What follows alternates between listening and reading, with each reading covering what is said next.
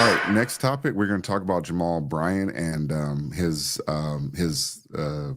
guess his his Sunday worship and what he told his flock about Trump, or he brought politics into his message, which we are away from church and the church and politics is it's starting to be intermingled now. Well, I don't. There's not a lot of black churches where I'm at though, but I mean, there's a couple, but not to the level where Jamal Bryant is at. And Jamal Bryant, he's based out of is it Atlanta? I believe it's Atlanta, right? Yeah, I think you might be right. I don't know where he is these Yeah. days. But anyway, so Jamal Bryant, he had like a very interesting message. Before I play this clip, any thoughts on Jamal Bryant? Like I said, how many times you gonna see black men run him off before you realize he ain't a good representation of us? To me, he's Roland Martin 2.0. Yeah, he's the worst case of Roland Martin, honestly. Let's play this clip.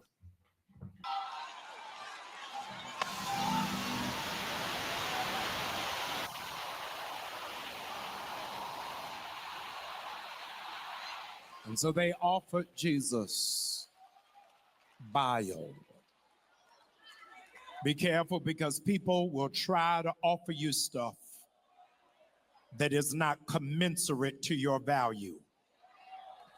They will try to give you what they themselves would never accept.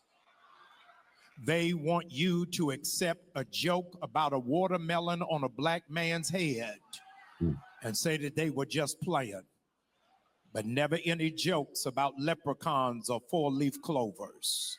So I think that's the watermelon joke. I think that was a joke made by that comedian at the Madison Square Garden.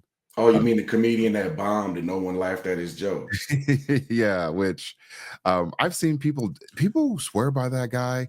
I haven't made it to any of his content, but I'm along the lines with comedians. As long as you're making fun of everybody, I don't care. Like, as long as you're making fun of everybody and the Yeah. jokes are funny, I'm gonna laugh. But he wasn't laughing even when he said the whole Puerto Rico thing. Yeah, I was like, Dude, like maybe 5 people in that whole entire room laughed at that joke. Everybody knew he bombed when he said that. Come on yeah. now. So again, yeah, the whole watermelon thing. Now it's disingenuous the way Jamal has it put up on the projector, because it sounds like Trump said it, but he did not say it. They Pander, want you pander. to Yeah. accept an attempted insurrection on Capitol Hill on January 6th, but are threatening to pull out the military on those who march for Black Lives Matter. They want you to accept the dividing of families in the largest threat of deportation of immigrants, even if it divides mothers from children. And they said babies in cages will be a glorious day. Is he talking about Obama, or who's he talking about? I was just about to say Obama deported, I think, as far as I know, the most immigrants. So, like in the Porter and recent Chief. era. Obama, I don't know if Trump can even deport more than Obama. Like this kid. Here's where I get pissed off though. This dude he's a Christian pastor. He's talking about dividing the families when we literally just talked about Michelle Obama urging wives to divide from their husbands when it came to politics and morality. Mhm. So why is it cool for your side to do it but not the other side? Yeah. And immigration is an issue that is a very difficult fix. No one has the answer just yet, but the only thing we know for sure is, and I use this example all the time, you and I both work and we both provide for family. Mhm. But when we get paid, we make sure our family is taken care of first. And Yeah. if there's anything left over after that, then we can talk about what's outside the house. And that's the mentality that the United States needs to have. There are too many US citizens that are suffering. We can't take on everybody else's problem. We No. just can't. No. And when they dropped, see, it's easy from Jamal Bryant's position to give this sob story about illegals. I saw a woman that was traversing the water, like where the border is at and the fence, and then there's like a waterway. It's like, I don't know, maybe waist deep or something.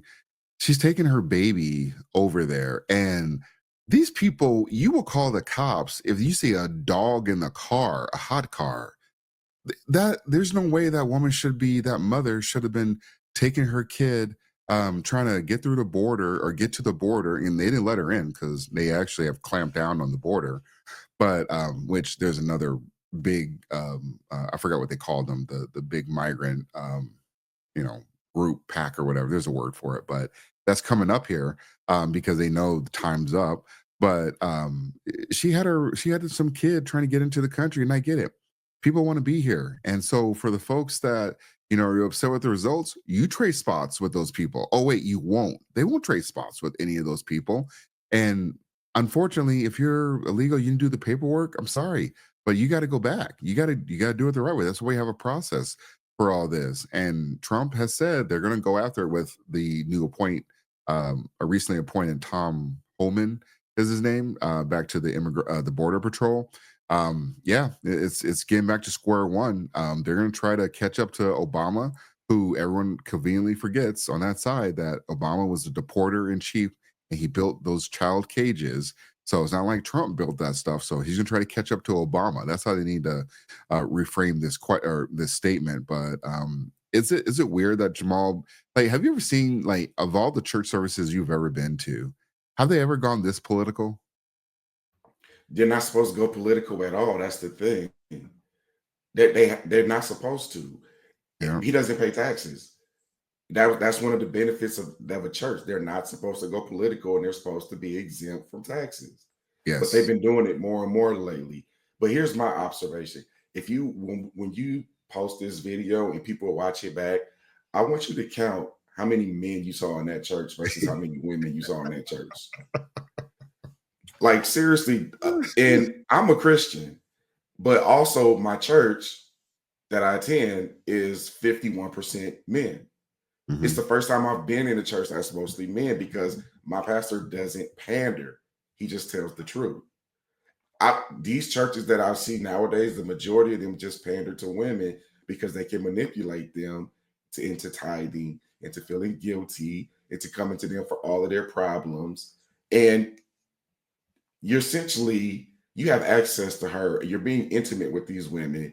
So when every time I hear a story about a pastor playing deacon clap cheeks, I'm not surprised. It's a formula for failure. Yeah. You're not going to save anything with just the women present. You need the men and the women present working together. But a lot of these churches fail masculinity, and that's why the men don't go. Yeah. Exactly. A Christian, I can with confidence say that the church has failed masculinity in a lot of ways. And I'm seeing some course correct in that regard, but overall, there's still work to be done. Yeah. Not enough. So This dude is trash, man. They want you to believe that the smuggling of fentanyl has been from the Mexican cartel, but they will not tell you that the majority of those who have been arrested have been white males. They want you to accept that you're going to receive more money when Trump was Count not them in. responsible for the stimulus check in the first place. They want you to get excited about getting a tax break, but Negro, you don't qualify. That's for folk that's making over $400,000 and you $50,000 or less. Talking about make America great again. When, Negro? When was it great? I'll tell you when. Look, integration failed us collectively because before we were forced to integrate, we had to fend for ourselves. If you needed a doctor, you go to a black doctor. If you needed a carpenter, there was a black carpenter. We were completely self-sufficient until we integrated. And then that's when we started to become weaker. Integration is cool, don't get me wrong, but it can't be forced. It has to happen naturally. And mhm. that's why so many people have issues with DEI because DEI is forced integration. No, we're smart enough where we can compete and eventually get to the point where we will qualify for this stuff. We just got to get rid of all these training wheels and stuff, man. I wish people would Yeah. realize that. Well, it's definitely starting to happen, especially with the new appointments that, well, the first aid policies. It's going to be You want to see some liberals' heads explode? Wait till January 20th when he starts. I don't know if maybe he won't do it that same day, but maybe the next day. They're going to lose their mind with a lot of those policies he's going to be rolling back, especially with the men being allowed into women's sports, or he'll penalize the schools that allow it because they're getting government funding. But yeah, unfortunately, so I was just trying to count count the men that I was seeing. Just it was like one, and then you kind of had to wait a few frames, two, wait another few frames, three, four. Like it's terrible, and I can confidently say a lot of those women did vote for Kamala Harris, and then Jamal Bryant. I'm blown away the amount of um, I assume he's pro-black all the way through. At least his crowd is all the way black. But the message you're talking about when it comes to immigration, and you're saying like they talk about the fentanyl, and then white men are also getting arrested. Like, so what? Like, whoever's doing drugs, they all should be arrested. So whether they're black, white, brown, or whatever, they all should be arrested. Like, I don't understand why he's trying to dissect this, and or at least dilute the actions of these are terrible things that are happening because they've opened the border up. This is beyond ridiculous. And for Jamal Bryant to get up there and use the pulpit to put this message, this slanderous message out there, there's just a lot of work to be done. Again, with the exit poll, it was at again, that was at 80% or whatever it was. There was a reduction, but it kind of shows where black people are at, the black community is at, because for every Jamal Bryant, I mean, this is Jamal Bryant. I mean, we haven't got to the people that the people in these other parts of the country, like the New Yorks and Chicago's, they still voted blue. The black people in those Chicago and New York, I mean, they still voted blue. It's like They did, but the Reds made huge gains. Trump made huge oh yeah. gains in Illinois. I also want to call out, look, if you go to a church and it's the male to female ratio is that far skewed and it's off, I would leave. And another way you can judge a church by how effective it is the singles ministry. How many marriages are being formed through people meeting in the church? Because that's ultimately outside, obviously we want to worship God and we believe Jesus Christ died for our sins. But are you creating families or are you breaking them apart? Because you're openly endorsing a party that we've already established as anti-family. So Yeah, how is that Christian? Kamala was at a LGBT rally, just dancing around, carrying it on. It's like, oh, and Biden had the LGBT party, the Pride party or whatever. And she also told people when they chanted Christ is King during one of her campaigns, she said, oh, you need to go to that rally down the street. This isn't that kind of rally. Yeah, it's This is a Christian woman, so-called Christian woman saying this. Well, a Christian woman that grew up in a black church, but Yeah. This is a show. Yeah, Jamal Bryant and the rest of the black church are just proving why. Well, let me say this last part, and we'll wrap it up. The black community had also a reckoning as well too, because we have, even though our voting did help help Trump, and then also Kamala lost some of the voting. The votes that tipped him over were the white vote and then also the Latino vote. These politicians, they're going to be paying attention to those groups for the most part. So we've definitely put ourselves in a situation where the black vote, it doesn't carry as much weight as it used to anymore, and it's been getting diluted. So if people are just dropping out, that's one thing. Maybe the next candidate can do whatever he needs to do, because you never want to sit on your laurels. Because even though Trump did win an overwhelming vote, you still, I mean, if some of those, like say, if some of those voters that didn't show up or that showed up from 2020 showed up, we could have been having a different conversation there too. So there's still work that needs to be done where he can, the next candidate will try to get some of those, they were Democrats, now they're Republican, or their vote Republican now. There still needs work to be done though, but there needs to be work on in the community part. That's why I love doing the podcast with UMC, because we can kind of get that message out there and let people know that you got to start be independently thinking. You got to start asking questions and like, does this make sense? And am I just going along with the crowd? Or, I may not like this person, but is in the best interest of my family, is in the best interest for the country. That's what people got to start doing, asking those questions. Yeah, absolutely. And look, I know we're coming to an end, so I'm gonna just say this.